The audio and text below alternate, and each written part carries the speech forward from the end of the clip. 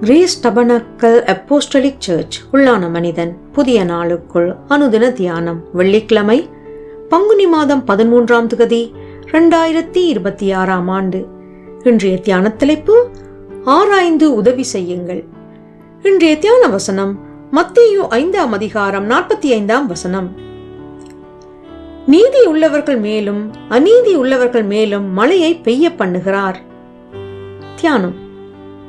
ஒரு ஊரிலே வாழ்ந்து வந்த மனிதன் ஒருவன் பல ஆண்டுகளாக ஊரில் உள்ள ஏழை எளியவர்களுக்கு தான தர்மங்களை செய்து வந்தான். ஊரில் இருந்த சனசமூக நிலையத்தில் உள்ளவர்கள் வருடாந்தம் அவனுக்கு நிதி திரட்ட உதவி செய்வதுண்டு.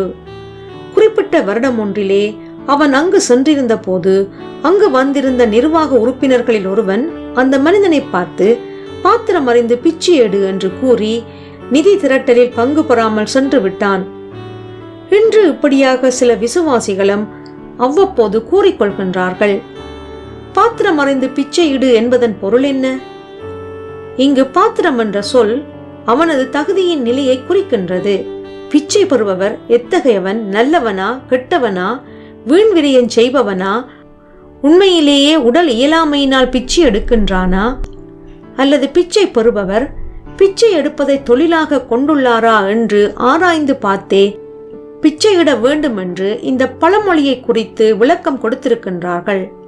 ஆதலால் இனி தேவ பிள்ளைகளாகிய நீங்கள் ஒவ்வொரு பிச்சைக்காரனை காணும் போதும் முதலில் போய் இவன் உண்மை உள்ள, இவன் சம்பூர்ணமான பிச்சைக்காரனா என்று ஆராய்ந்து அறிந்து கொண்ட பின் அவனுக்கு பிச்சை கொடுப்பேன் என்று கூற முடியுமோ?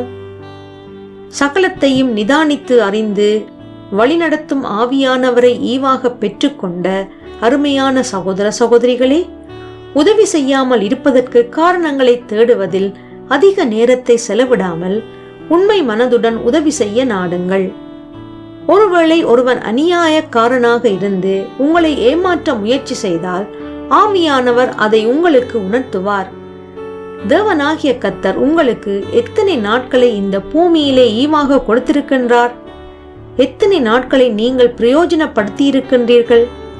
எத்தனை நாட்களை விரயப்படுத்தி இருக்கின்றீர்கள்? உங்களுக்கு கொடுக்கப்பட்ட எல்லா பணத்தையும் நீங்கள் விரயப்படுத்தாமல் செலவு செய்கின்றீர்களா? தேவனாகிய கர்த்தர் பாத்திரம் அறிந்து பிச்சை இட்டால் நானும் நீங்களும் எங்கே இருப்போம் என்பதை சிந்தித்து பாருங்கள். ஜெபம் செய்வோம். தகுதியில்லா அடிமை என்னை அழைத்த தேவனே, நீர் என் மேல் வைத்த தயவு பெரிது. உம்முடைய இரக்கங்களினாலே நான் உயிர் பிழைத்திருக்கிறேன் என்பதை உணரும் உள்ளத்தை தந்தருள்வீராக. இரட்சகர் இயேசு வழியாக ஜெபிக்கின்றேன். ஆமேன். மாலை வாசகம். நீதிமொழிகள் 3ஆம் அதிகாரம் 28ஆம் வசனம்.